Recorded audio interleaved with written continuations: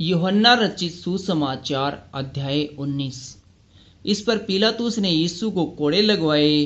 सिपाहियों ने कांटों का मुकुट गूंद कर उसके सिर पर रखा और उसे बैंजनी वस्त्र पहनाया और उसके पास आकर कहने लगे, हे यहूदियों के राजा, प्रणाम, और उसे थप्पड़ भी मारे। तब पिलातुस ने फिर बाहर जाकर लोगों से कहा, देखो, मैं उसे तुम्हारे पास फिर बाहर लाता हूँ, ताकि तुम जानो कि मैं उसमें कुछ भी दोष नहीं पाता। तब यीशु कांटों का मुकुट और बैंजनी वस्त्र पहने हुए बाहर निकला और पिलातुस ने उससे कहा, देखो यह पुरुष। जब प्रधान याजकों और प्यादों ने उसे देखा तो चिल्लाकर कहा, उसे क्रूस पर चढ़ा, क्रूस पर।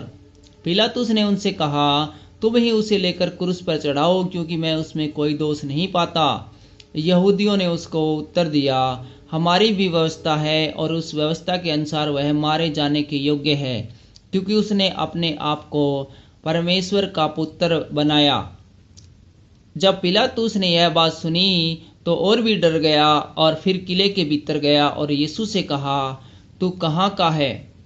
परंतु यीशु ने उसे कुछ भी उत्तर न दिया। इस पर पिलातुस ने उससे कहा, मुझसे क्यों नहीं बोलता? क्या तू नहीं जानता कि तुझे छोड़ देने का अधिकार मुझे है और तुझे क्रूस पर चढ़ाने का भी मुझे अधिकार है?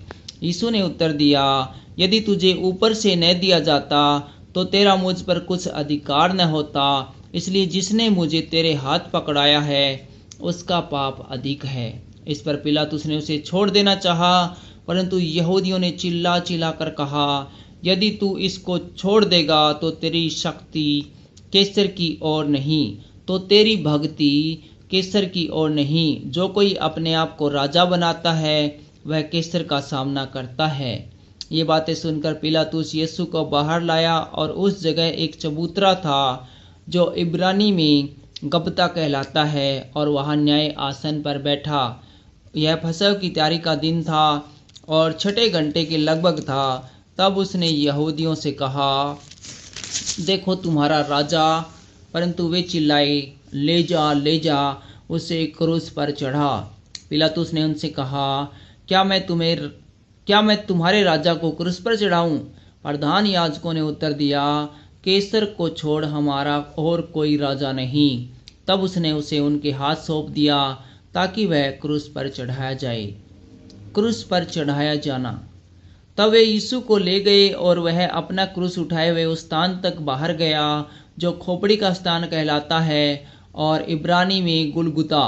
वहां उन्होंने उसे और उसके साथ 2 मनुष्य को क्रूस पर चढ़ाया, एक को इधर और दूसरे को उधर, और बीच में यीशु को। पिलातुस ने एक दोष पत्र लिखकर क्रूस पर लगा दिया और उसमें लिखा हुआ था, यीशु नासरी, यहूदियों का राजा। यह दोष पत्र बहुत से यहूदियों ने पढ़ा, क्योंकि वह स्थान जहां यीशु क्रूस पर चढ़ाया गया था नगर के पास था, और पत्र इब्रानी और लतीनी और यूनानी में लिखा हुआ था। तब यहूदियों के प्रधान याजकों ने पिलातुस से कहा, यहूदियों का राजा मत लिख, परंतु यह कि उसने कहा, मैं यहूदियों का राजा हूँ। पिलातुस ने उत्तर दिया, मैंने जो लिख दिया वह लिख दिया। जब सैनिक यीशु को क्रूस पर चढ़ा चुके तो उसके कपड़े लेकर 4 भाग किए, हर सैनिक के लिए एक भाग, और कुर्ता भी लिया, परंतु कुर्ता बिन सियन ऊपर से नीचे तक बुना हुआ था। इसलिए उन्होंने आपस में कहा, हम इसको न फाड़े, परंतु इस पर चिट्ठी डालें कि यह किसका होगा। यह इसलिए हुआ कि पवित्र शास्त्र में जो कहा गया था वह पूरा हो। उन्होंने मेरे कपड़े आपस में बांट लिए और मेरे वस्त्र पर चिट्ठी डाली। अतः सैनिकों ने ऐसा ही किया। यीशु के क्रूस के पास उसकी माता और उसकी माता की बहन क्लोपास की पत्नी मरियम और मरियम मगदलीनी खड़ी थी। जब यीशु ने अपनी माता और उस चेले को जिससे वह प्रेम रखता था पास खड़े देखा तो अपनी माता से कहा, हे नारी, देख यह तेरा पुत्र है। तब उसने चेलों से कहा, यह तेरी माता है, और उसी समय से वह चेला उसे अपने घर ले गया। यीशु की मृत्यु। इसके बाद यीशु ने यह जानकर कि अब सब कुछ पूरा हो चुका, इसलिए कि पवित्र शास्त्र में जो कहा गया था वह पूरा हो गया, कहा, मैं प्यासा हूँ। वहाँ सिरके से भरा हुआ एक बर्तन रखा था। अतः उन्होंने सिरके में भिगोए हुए स्पंज को जूफे पर रखकर उसके मुंह से लगाया।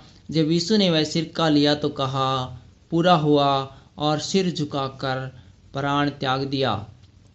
बाले से बेदा जाना। इसलिए कि वह त्यारी का दिन था, यहूदियों ने पिलातुस से विनती की कि उनकी टांगें तोड़ दी जाएं और वे उतारे जाएं, ताकि सब्बत के दिन वे क्रूसों पर न रहे, क्योंकि वह सब्बत का दिन बड़ा दिन था। अतः सैनिकों ने आकर उन मनुष्यों में से पहले की टांगें तोड़ी, तब दूसरे की भी, जो उसके साथ क्रूस पर चढ़ाए गए थे।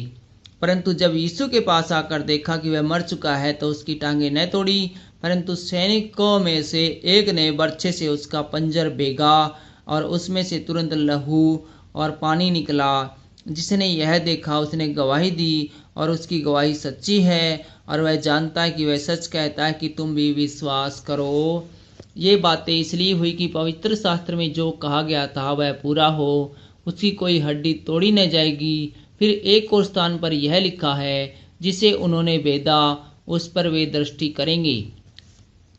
यीशु का गाड़ा जाना।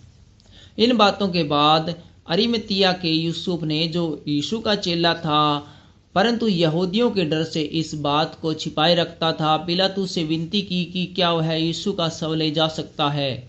पिलातुस ने उसकी विनती सुनी और वह आकर उसका शव ले गया। निकोदेमुस भी, जो पहले यीशु के पास रात को गया था, 50 सेर के लगभग मिला हुआ गंधरस और एलवा ले आया। तब उन्होंने यीशु का शव लिया और यहूदियों के गाड़े जाने की रीति के अनुसार उसे सुगंध द्रव्य के साथ कफन में लपेटा। उस स्थान पर जहां यीशु क्रूस पर चढ़ाया गया था, एक बारी थी, और उस बारी में एक नई कब्र थी जिसमें कभी कोई नहीं रखा गया था। इसलिए यहूदियों के त्यारी के दिन के कारण उन्होंने यीशु को उसी में रखा, क्योंकि वह कब्र निकट थी। Thank you.